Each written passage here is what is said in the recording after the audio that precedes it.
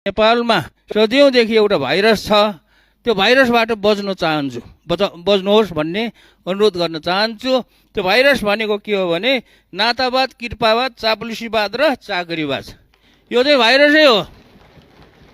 यो भाइरस खास गरी अब नेपाल एकीकरण भएपछि रणबहादुर शाह जब उहाँ चाहिँ के अरे नाबालक चाहिँ राजा हुनुभयो, त्यो बेलादेखि सुरु भएको हो र राणा शासन जङ्गबहादुरले राणा शासनको चाहिँ सुरुवात गर्दादेखि अझसम्म 2007 सालको क्रान्ति भइसकेपछि पनि अनि 46 सालको क्रान्ति, 63 सालको चाहिँ आन्दोलन, यो सबै कुराहरू भन्दाखेरि पनि यो भाइरसले चाहिँ छोडेको छैन।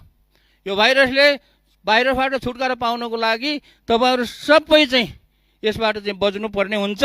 र अब यसबाट म के भन्न चाहन्छु भने अहिलेको नयाँ सरकार, नयाँ सांसदज्यूहरूले के गर्नु पर्यो भनेदेखि यो भाइरसबाट चाहिँ मुक्त हुनलाई प्रयास गर्नु पर्यो।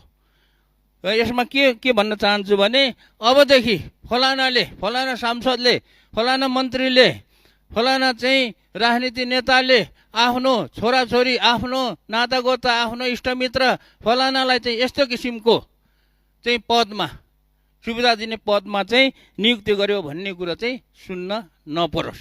सम्माननीय सभामुखज्यू र माननीय सदस्यज्यूहरू सबैलाई नमस्कार छ, धन्यवाद छ यो आजको कार्यक्रमको लागि। र म खास गरी पहिला कुरा आफ्नै जिल्लाको कुरा राख्दाखेरि म्याग्दी जिल्लालाई हिमाली जिल्ला भनेर 2075 सालमा घोषणा गरेको रहेछ, घोषणा मात्रै कागजमा। तर हिमाली जिल्लाले पाउनुपर्ने सहुलियतहरू सबै कुराहरू त्यहाँ चाहिँ केही पनि अहिलेसम्म नगएको रहेछ। त्यसैले यो कुरा चाहिँ एकदमै जोडतोडका साथ राख्न चाहन्छु। के गर्नुपर्ने हो अगाडि त्यो कुरा गरिदिने हुन अनुरोध गर्दछु। दोस्रो कुरो, यो सम्पूर्ण हाम्रो सरकार सहित माननीयज्यूहरू, राजनीतिक पार्टीज्यूहरूलाई म एउटा के कुरा अनुरोध गर्न चाहन्छु भने नेपालमा सदियौँदेखि एउटा भाइरस छ।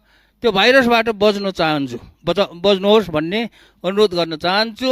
त्यो भाइरस भनेको के हो भने नातावाद, कृपावाद, चाप्लुसीवाद र चाकरीवाद। यो चाहिँ भाइरसै हो। यो भाइरस खास गरी अब नेपाल एकीकरण भएपछि रणबहादुर शाह जब उहाँ चाहिँ के अरे नाबालक चाहिँ राजा हुनुभयो, त्यो बेलादेखि सुरु भएको हो र राणा शासन जङ्गबहादुरले राणा शासनको चाहिँ सुरुवात गर्दादेखि अझसम्म 2007 सालको क्रान्ति भइसकेपछि पनि अनि 46 सालको क्रान्ति,